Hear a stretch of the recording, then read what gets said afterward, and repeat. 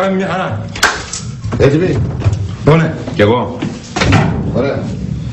Πάμε. Και να θυμάστε έτσι. Η θύελα κερδίζει, ο βουβοπόταμος χάνει.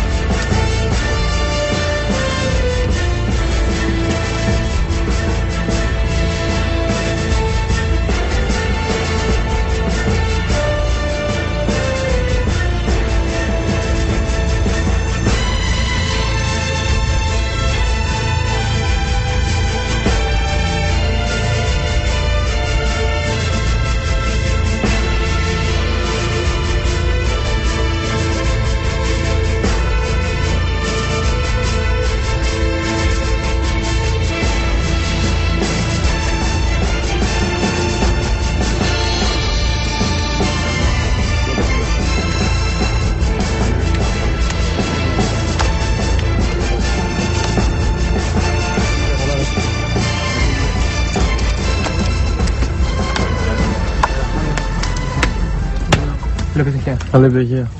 Καλό παιχνίδι, ρε. Καλό παιχνίδι. Καλό. Λοιπόν, μάγκες στο νου σας, έτσι. Όχι, εσύ ειδικά, πρόσεχε. Εγώ, γιατί εγώ? Γιατί ο βουβοπόταμος επιτίθεται από την πλευρά σου. Αυτό σημαίνει ότι ο βουβοπόταμος, εμείς που θέλουμε να χάσει, ότι πρέπει όλες τις επιθέσεις του να τους βγάλεις offside, έτσι. Offside είναι αυτό που γίνεται το πλάκι και το χτυπάμε στη γωνία, έτσι. Εντάξει, είναι οριστικό, πολύ ξύλο. Λοιπόν, άκουσέ με. Μόλις παίρνει ένας παίκτης του βουβοπόταμου τη σέντρα, θα σηκώνεις τη σημεία σου. Τα υπόλοιπα θα τα κάνω εγώ, εντάξει. Okay. Ωραία. Άντε. Να σου πω το πήρες το όπλο, Κι έτσι. Ωραία, άντε πάμε γιατί δεν μας βλέπω καλά. Γαμώ το στάνιο μου, γαμώ. Το έχω, σε φάση το έχω.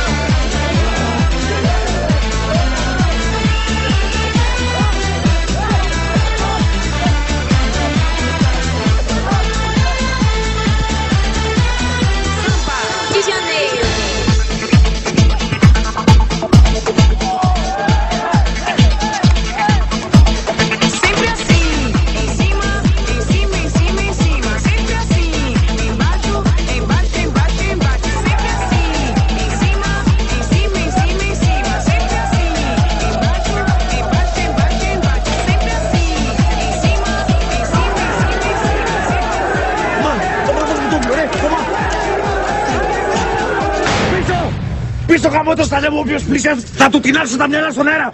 Ξαναγαμώ το σταλέ μου, γαμώ!